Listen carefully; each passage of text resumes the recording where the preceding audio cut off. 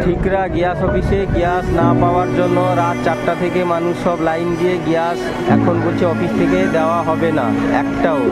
এই জন্য পাবলিক জনতা সব খেতে গিয়ে পথ অবরোধ আরম্ভ করেছে।